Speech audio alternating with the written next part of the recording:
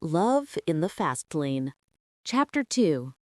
The hauler stretched 65 feet down the pit road, its gleaming black and orange livery catching the morning sun. Stockton Racing blazed across the side in chrome letters 3 feet tall, accompanied by logos from a dozen sponsors who paid millions for the privilege.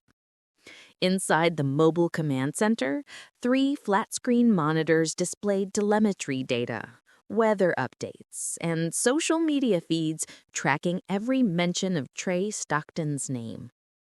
Trey stood in the driver's lounge, watching the controlled chaos through tinted windows. Crew members swarmed over the number 41 Chevrolet, adjusting suspension settings based on yesterday's practice data. Each movement was choreographed, precise. 43 people working as extensions of each other, their collective focus narrowed to making his car a few hundredths faster than everyone else's. Morning media availability in 10 minutes. Chelsea appeared beside him, tablet in hand, her blonde hair pulled back in the severe bun she wore for race weekends. His sister had been managing his career for 12 years now, ever since he'd made the jump from local short tracks to the national stage. She understood the machine better than anyone. The sponsors who needed their pound of flesh, the media who fed on controversy, and the fans who wanted their hero to remain heroic. What's the angle today? Championship implications, rivalry with Martinez, your thoughts on the new aero package. Chelsea scrolled through her notes. Henderson wants you to emphasize how much you love the challenge, how the competition makes everyone better. Standard stuff. Through the window, Trey watched a reporter position herself in front of their hauler, the number 41 car visible in the background. She was already talking to the camera, no doubt explaining his chances today, his position in points, and his recent struggles with qualifying. The narrative never stopped spinning. Trey, Gary Henderson's gravelly voice carried across the lounge. His team owner approached with a purposeful stride of a man who had built racing teams from nothing, lost fortunes. We built them again. They stepped into Henderson's private office, a cramped space crammed with racing memorabilia and championship trophies. Gary poured coffee from a pot that had been brewing since dawn.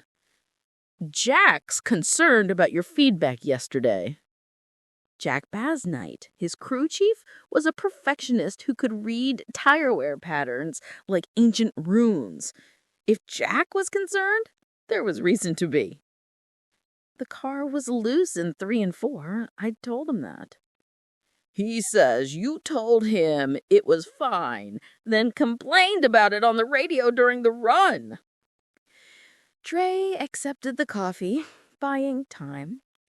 Yesterday's practice sessions blurred together. Setup changes, tire adjustments, endless laps, searching for speed. The truth was he felt disconnected from the car, going through the motions of providing feedback, while his mind wandered elsewhere. I'll talk to him. Gary studied him over the rim of his coffee cup. You've been off lately, not dramatically, but enough that the guys notice. Is everything all right? Everything was all right in the technical sense. He was 4th in points through the first 6 races. The car was fast enough to win. His personal life generated the appropriate amount of tabloid interest without any serious scandals.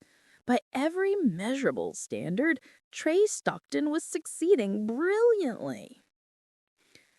Just focused on racing. Gary nodded, but his expression suggested he wasn't entirely convinced.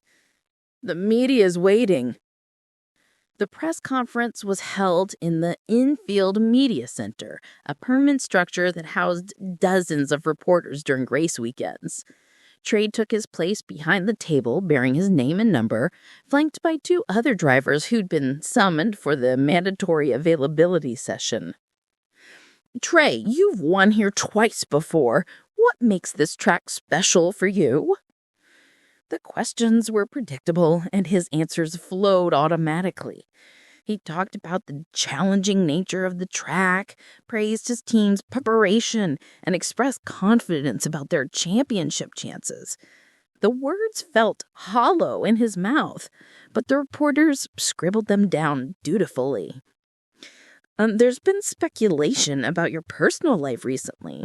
Any comment on the photos from last weekend's charity event?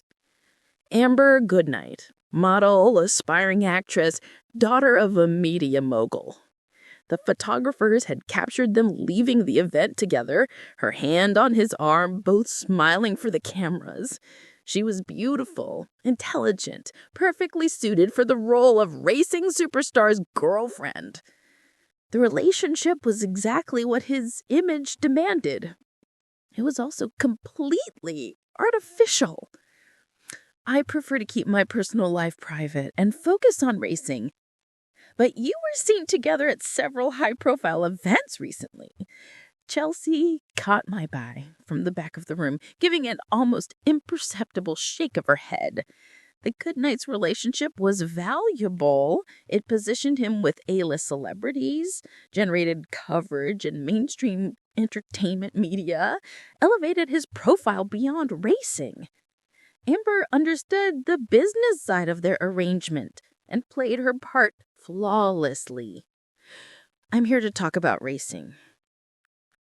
After 20 more minutes of diplomatic non-answers, Chelsea rescued him from the media circus. They walked back toward the hauler through crowds of fans wearing his merchandise, calling his name, frosting programs toward him for autographs. You handled that well. Did I? Chelsea stopped walking, studied his face. What's wrong with you lately? And don't say nothing. Gary's worried, Jack's worried, and frankly, so am I. They were standing beside the hauler, surrounded by the organized chaos of race preparation. Mechanics adjusted suspension components based on data from the morning's brief practice session. Engineers huddled over laptops, analyzing tire temperatures and aerodynamic balance. Everything moved with purpose toward one goal, making the 41 car faster than the other 42 cars on track. I'm tired, Chels. Tired of what? That was the question, wasn't it? Tired of the performance, the constant need to be on for everyone around me. Tired of relationships built on mutual benefit rather than genuine connection. Tired of living inside a persona that had become more real to the world than he was. Everything. Chelsea's expression softened. She was his sister before she was his manager, and sometimes he caught a glimpse of the girl who bandaged his scraped knees and convinced their parents to let him race go-karts. We can plan some real time off, maybe during the All-Star weekend. It's not about time off. A group of VIP guests approached, led by a sponsor representative who wanted to introduce them to the star driver. Trey switched back into performance mode, shaking hands, taking photos, discussing his chances in today's race. The conversations were identical to thousands he'd had before, polite, enthusiastic, completely forgettable. When the guests moved on to tour the garage area, Chelsea were still studying him. The Amber thing isn't working, is it? The Amber thing is working perfectly. That's the problem. The relationship generated exactly the right kind of publicity, elevated both their profiles, and satisfied their respective teams of handlers and publicists. Amber was gorgeous, charming, intelligent enough to hold her own in any social situation. She understood the rules of their arrangement and never pushed for more than he was willing to give. She was also completely uninterested in who he was beneath the carefully constructed public image. You want me to wind it down? No, it's fine. Everything's fine. But as Trey walked toward the garage to review final setup changes with Jack, he couldn't shake the feeling that fine wasn't enough anymore. The championship, the fame, the carefully managed personal life, It all felt like an elaborate performance he had been giving for so long he'd forgotten what existed underneath. In the garage, Jack was deep in conversation with the suspension specialist, adjusting shock absorber settings based on tire temperature data from the morning session. The crew chief looked up as Trey approached, his weathered face serious. "We need to talk about your feedback from yesterday." Jack Bassnight had been calling races for 25 years, working with drivers from struggling rookies to championship winners. He could read a driver's mood through radio communications, interpret complaints about car handling that weren't really about car handling at all. The car was loose in the long runs. He said it was fine when I asked directly, then complained about it for 30 laps on the radio. Trey leaned against the workbench, watching his crew prepare the car for qualifying. Each component had been inspected, measured, adjusted to tolerances measured in thousands of inches. Nothing was left to chance except the human element, his ability to extract performance from the machinery. I'll be more specific today. It's not about being specific, it's about being present. The words stung because they were accurate.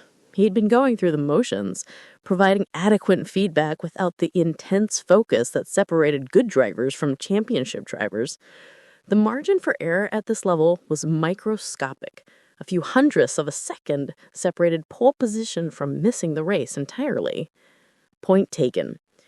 Jack softened slightly. "Look, I don't know what's eating at you, and frankly, it's not my business. But when you're in that car, I need you completely locked in." Through the garage opening, Trey could see fans pressed against the fence, hoping for autographs or photos.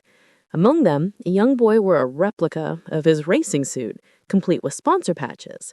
The kid's face lit up when he spotted Trey, waving enthusiastically until his parents noticed and started taking pictures. "I'll be ready." I hope so, because Martinez sure as hell is. Carlos Martinez, his primary championship rival, was preparing his own car 3 stalls down.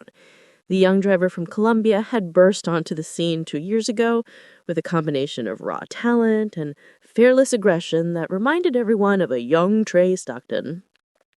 Martinez raced like he had nothing to lose because, until recently, he hadn't. The parallel wasn't lost on Trey. He remembered that hunger, that desperate desire to prove himself worthy of the opportunity. Somewhere along the way, he traded that raw edge for consistency, that fearless aggression for calculated risk management. He'd become a professional, which is exactly what the sport demanded of its champions. It was also what had leached the joy from racing. Qualifying was scheduled for mid-afternoon, and the garage area buzzed with the controlled tension that preceded every session. Cars were pushed to the tech inspection line, where officials would verify that every component met regulations. The margin between legal and illegal was often measured in grams or millimeters, and teams pushed right to the edge of what rules allowed. Trey spent the hour before qualifying in the hauler's driver compartment, reviewing video from previous races at this track. His wins here had come from different strategies, one from pure speed, the other from superior pit strategy during a rain-delayed race. Today's forecast called for clear skies, which meant raw speed would matter more than strategy. Chelsea knocked and then entered without waiting for permission. "Amber's here." Through the window, he could see the black SUV with tinted windows parked beside their hauler. Amber would be inside, dressed perfectly for the cameras, prepared to play the supportive girlfriend role for the television coverage. Their relationship had been carefully choreographed from the beginning, public enough to generate interest, private enough to maintain mystique. She doesn't need to be. The cameras love you two together, and her publicist says Entertainment Tonight wants to do a feature segment. More coverage, higher profile, increased marketability. Every appearance together elevates both their brands, satisfies sponsors who value mainstream media attention above racing results. It was smart business, which made his reluctance to participate even more irrational. Fine, but I need to focus on qualifying first. Of course. Chelsea left, and Trey returned to studying video footage. On the screen, his car from last year's race navigated the track's challenging infield section, finding speed through a combination of late braking and precise throttle control. The technique required absolute confidence in the car's limits, the kind of trust that came from complete immersion in the moment. When had he stopped feeling that connection? The call came for drivers to report to their cars. Trey made his way through the garage, accepting wishes of good luck from crew members who had been working on the car since dawn. The 41 Chevrolet sat gleaming under the fluorescent lights, every surface polished, every component precisely adjusted for maximum performance. He climbed through the window opening, no doors in stock cars, and settled into the custom-molded seat that had been designed specifically for his body dimensions. The 6-point harness held him motionless, connecting him physically to the car in a way that made them extensions of each other. Jack appeared at the window opening, his face serious. Radio check, loud and clear. Remember, we get 2 laps to find speed. The first one's for tires and handling. The second one's for time. Don't overdrive the first lap, trying to make up ground. The engine fired with a sound that vibrated through his chest, drowning out everything except the mechanical symphony of 43 race cars preparing for battle. Around him, other drivers were going through identical preparations, checking mirrors, adjusting the seat belts, finding their mental zone for the next 30 minutes. As the field rolled toward the track for qualifying, Trey caught sight of Amber standing beside the pit wall, positioned perfectly for television cameras to capture her watching his run. She looked every inch a racing girlfriend. Designer jeans, team shirt, and designer sunglasses. She was also checking her phone, probably scheduling her next appearance or reviewing talking points for the Entertainment Tonight interview. The green flag waved and Trey pushed thoughts of everything except speed from his mind. This was the part that still mattered. The moment when all the politics and publicity fell away, leaving only the pure challenge of finding the absolute limit of what was physically possible. For 2 laps at least, he could remember why he'd fallen in love with racing in the first place.